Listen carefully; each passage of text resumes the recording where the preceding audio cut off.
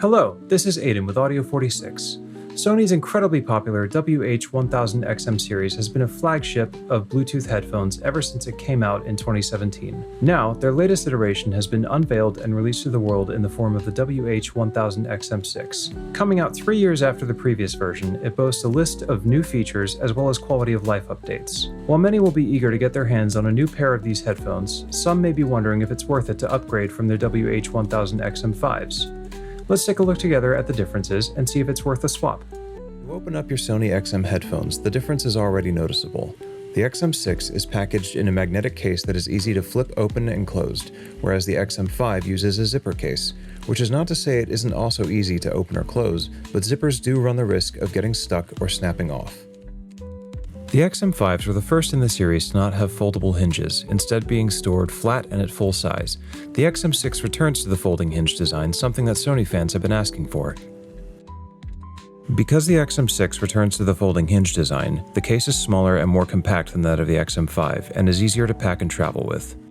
Please excuse me accidentally hitting the XM6s as I zip up this case.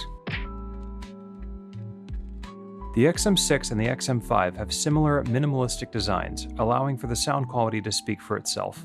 Sony forgoes having too many buttons, instead having only the power and the A and C controls next to each other on the left cup of both models, and reserving the right cup for customizable touch controls. One change has been made to the XM6, with the power button now an indented and flattened switch, most likely to avoid confusion with the raised A and C button.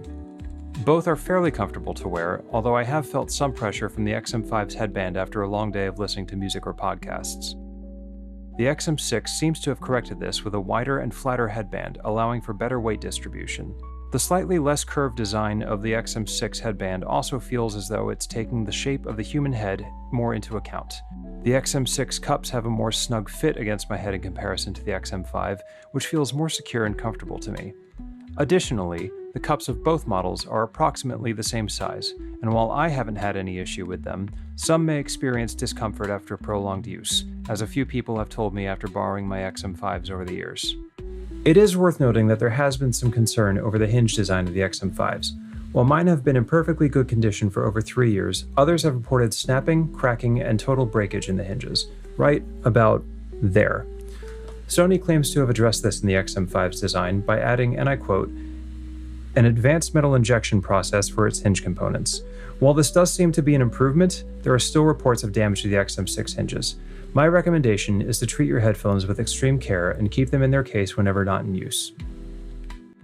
The XM5 uses 8 distinct microphones, but the XM6 adds another 4 to its count, allowing it to process more noise-canceling data as well as improving call quality. I did a test to compare the microphone quality of each headphone. Let's take a listen now. Hello, this is Aiden with Audio46. I'm currently testing the microphone on Sony's WH1000XM5 headphones and simulating cafe noise with a speaker. Hello, this is Aiden with Audio46. I'm currently testing the microphone on Sony's WH1000XM6 headphones and simulating cafe noise with a speaker.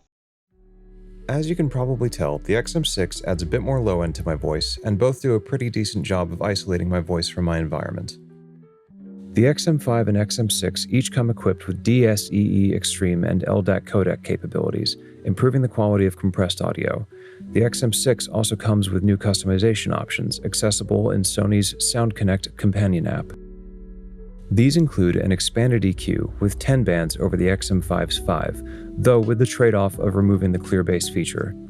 There is also background music mode, which simulates a distant audio source as though listening to speakers in a cafe.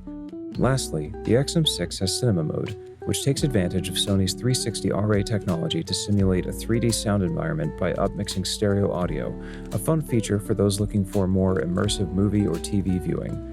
It is worth noting that both the background music and cinema modes will deactivate the EQ and DSEE Extreme settings while in use. The XM5 uses Bluetooth version 5.2, while the XM6 comes equipped with version 5.3.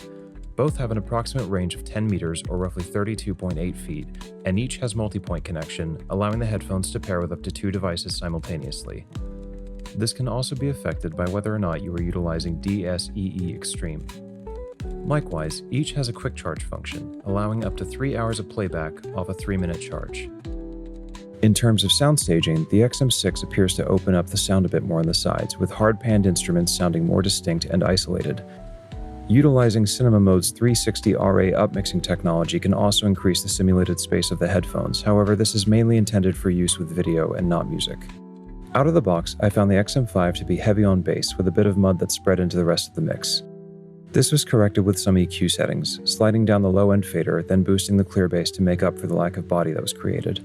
The XM6 improves on this, with low frequencies mostly contained to the center with bass guitar and kick drum. In general, it feels more focused and punchier before even adjusting EQ.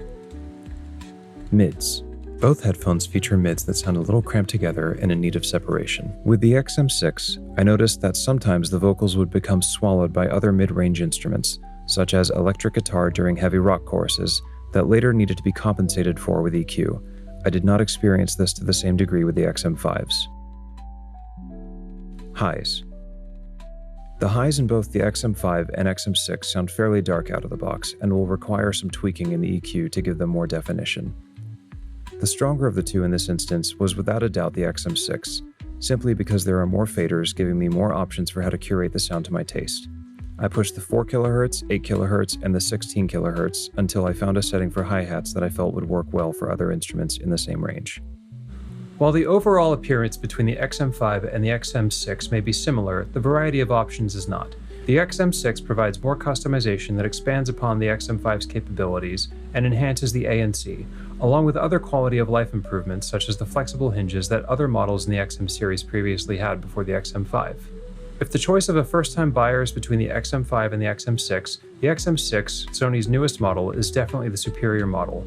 When it comes to people who already own the XM5, however, I'm not sure I can make the same recommendation. Really, it's going to come to how much you value customization and whether or not those expanded options are worth an additional $450 purchase to you. Thank you so much for watching. I am Aiden with Audio46 and have a great rest of your day.